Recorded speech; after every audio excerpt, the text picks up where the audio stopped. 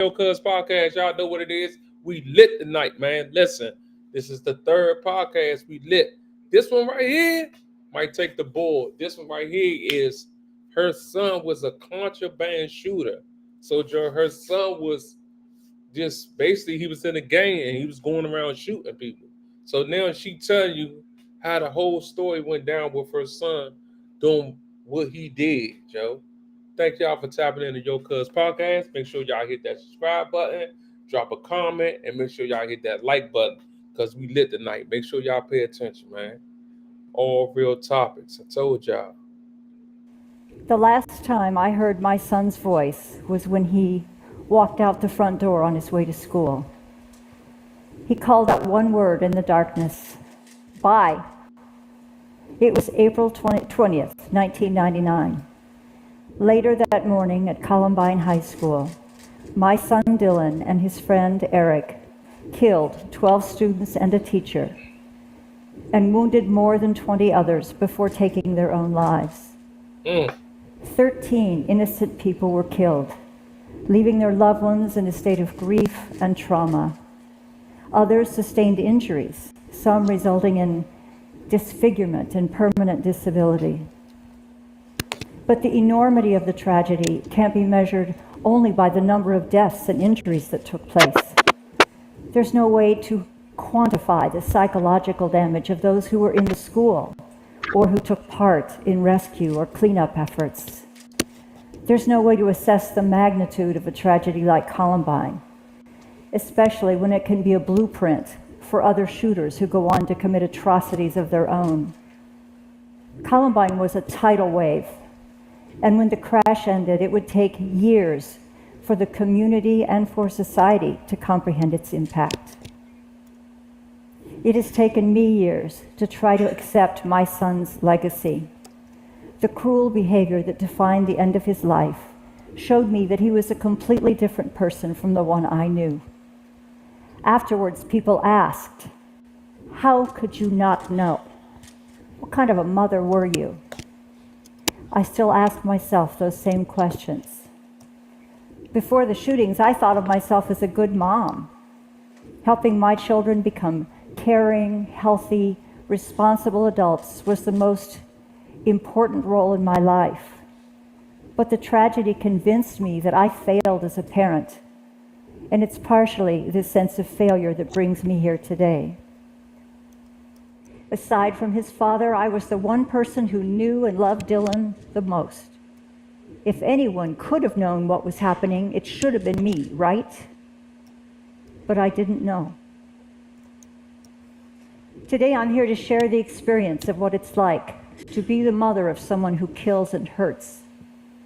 For years after the tragedy, I combed through memories, trying to figure out exactly where I failed as a parent. But there are no simple answers. I can't give you any solutions. All I can do is share what I have learned. When I talk to people who didn't know me before the shootings, I have 3 challenges to meet. First, when I walk into a room like this, I never know if someone there has experienced loss because of what my son did. I feel a need to acknowledge the suffering caused by a member of my family who wasn't here to do it for himself. So first, with all of my heart, I'm sorry if my son has caused you pain. The second challenge I have is that I must ask for understanding and even compassion when I talk about my son's death as a suicide. 2 years before he died, he wrote on a piece of paper in a notebook that he was cutting himself. He said that he was in agony and wanted to get a gun so he could end his life. I didn't know about any of this until months after his death. When I talk about his death as a suicide, I'm not trying to downplay the viciousness he showed at the end of his life. I'm trying to understand how his suicidal thinking led to murder. After a lot of reading and talking with experts, I've come to believe that his involvement in the shootings was rooted not in his desire to kill, but in his desire to die. The third challenge I have when I talk about my son's murder-suicide is that I'm talking about mental health. Is that I'm talking about mental health, or brain health, as I prefer to call it, because it's more concrete. And in the same breath, I'm talking about violence. The last thing I want to do is to contribute to the misunderstanding that already exists around mental illness. Only a very small percent of those who have a mental illness are violent toward other people. But of those who die by suicide, it's estimated that about 75 to maybe more than 90% have a diagnosable mental health condition of some kind. As you all know very well, our mental health care system is not equipped to help everyone. And not everyone with destructive thoughts fits the criteria for a specific diagnosis. Many who have ongoing feelings of fear or anger or hopelessness are never assessed or treated. Too often they get our attention only if they reach a behavioral crisis. If estimates are correct, that about 1 to 2% of all suicides involves the murder of another person, when suicide rates rise, as they are rising for some populations, then murder-suicide rates will rise as well. I wanted to understand what was going on in Dylan's mind prior to his death, so I looked for answers from other survivors of suicide loss. I did research and volunteered to help with fundraising events, and whenever I could, I talked with those who had survived their own suicidal crisis or attempt. One of the most helpful conversations I had was with a coworker who overheard me talking to someone else in my office cubicle. She heard me say that Dylan could not have loved me if he could do something as horrible as he did. Later, when she found me alone, she apologized for overhearing that conversation, but told me that I was wrong. She said that when she was a young single mother with 3 small children, she became severely depressed and was hospitalized to keep her safe. At the time, she was certain that her children would be better off if she died, so she had made a plan to end her life. She assured me that a mother's love was the strongest bond on earth, and that she loved her children more than anything in the world. But because of her illness, she was sure that they would be better off without her. What she said, and what I've learned from others, is that we do not make the so-called decision or choice to die by suicide in the same way that we choose what car to drive or where to go on a Saturday night. When someone is in an extremely suicidal state, they are in a stage 4 medical health emergency. Their thinking is impaired and they've lost access to tools of self-governance. Even though they can make a plan and act with logic, their sense of truth is distorted by a filter of pain through which they interpret their reality. Some people can be very good at hiding this state, and they often have good reasons for doing that.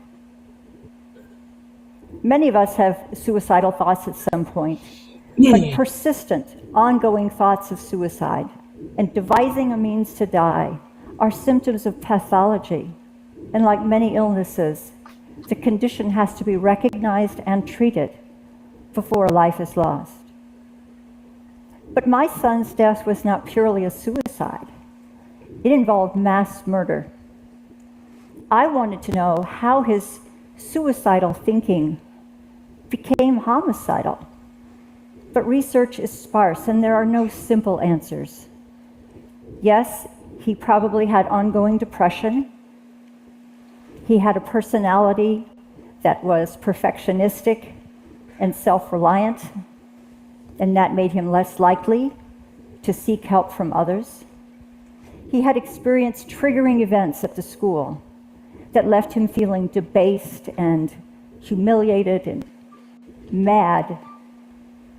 And he had a complicated friendship with a boy who shared his feelings of rage and alienation, and who was seriously disturbed, controlling, and homicidal. And on top of this period in his life of extreme vulnerability and fragility. Dylan found access to guns, even though we'd never owned any in our home. It was appallingly easy for a 17-year-old boy to buy guns, both legally and illegally, without my permission or knowledge. And somehow, 17 years and many school shootings. So what she's saying is that in her house, they never had no guns in her house. You feel what I'm saying? So he went and bought the gun from the store or wherever he got the gun from because he was in the gang and he did when it did the shooting. So he was a good boy, as in her eyes, he was a good boy, but for real, he was off the chain, you know. Make sure y'all hit that subscribe button, man. And pay attention to what she's saying because her son did wrong, but she's not saying that it's right. Let's go. Later, it's still appallingly easy. What Dylan did that day broke my heart. And as trauma so often does, it took a toll on my body and on my mind. 2 years after the shootings, I got breast cancer. And 2 years after that, I began to have mental health problems. On top of the constant, perpetual grief, I was terrified that I would run into a family member of someone Dylan had killed, or be accosted by the press, or by an angry citizen. I was afraid to turn on the news, afraid to hear myself being called a terrible parent or a disgusting person. I started having panic attacks. The first bout started 4 years after the shootings, when I was getting ready for the depositions and would have to meet the victims' families face to face. The second round started 6 years after the shootings, when I was preparing to speak publicly about murder-suicide for the first time at a conference. Both episodes lasted several weeks. The attacks happened everywhere, in the hardware store, in my office, or even while reading a book in bed. My mind would suddenly lock into this spinning cycle of terror, and no matter how hard I tried to calm myself down or reason my way out of it, I couldn't do it. It felt as if my brain was trying to kill me. And then being afraid consumed all of my thoughts. That's when I learned firsthand what it feels like to have a malfunctioning mind. And that's when I truly became a brain health advocate. With therapy and medication and self-care, life to whatever could be thought of as normal under the circumstances. When I look back on all that had happened, I could see that my son's spiral into dysfunction probably occurred over a period of about 2 years. Plenty of time to get him help. If only someone had known that he needed help and known what to do. She never knew her son was going through mental health, bro. She never knew. She never knew that he probably was hearing things or want to kill himself or something like that. Like she never knew. That's sad, bro. That's sad, bro, that you don't know that your child is out here going through things, bro, ready to kill people. Her son joined a gang so they could go into school and shoot the school up. That is crazy, man. Make sure y'all hit that subscribe button, man. We lit, man. We got 3 more minutes left. Let's go. Every time someone asks me, how could you not have known? It feels like a punch in the gut.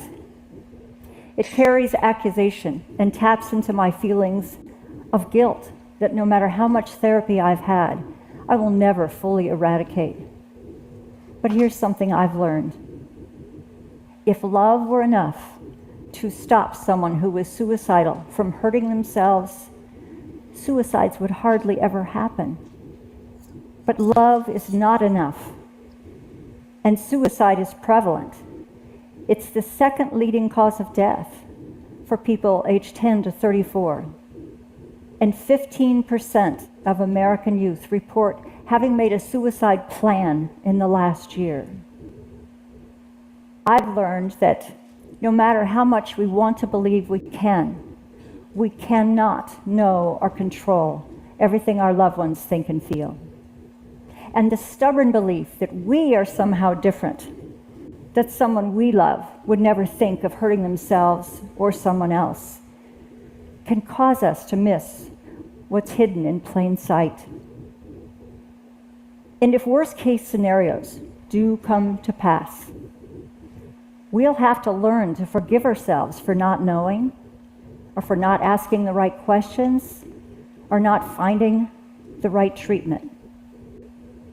We should always assume that someone we love may be suffering, regardless of what they say or how they act. We should listen with our whole being, without judgment, and without offering solutions. I know that I will live with this tragedy, with these multiple tragedies, for the rest of my life.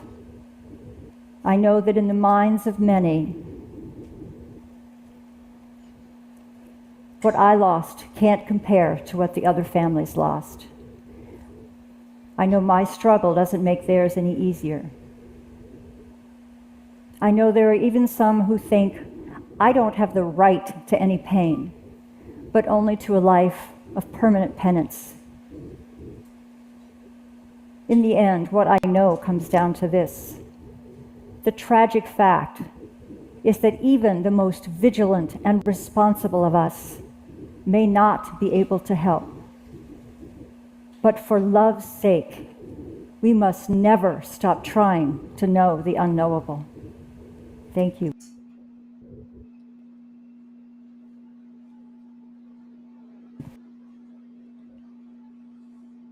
Listen, thank y'all for tapping in to Yocuzpodcast. It's the only thing I gotta say. You don't know how to figure out if people got mental illness, bro. So guess what, bro? Just be patient with people. Because people will kirk out that fast and you wouldn't even know. Listen to me. You wouldn't even know that they got mental illness, man. So be patient with people and listen to people, man. And y'all heard it first on Yocuzpodcast. I'm tapping in, I'm tapping in, I'm tapping in. I catch you on the next video. We gone.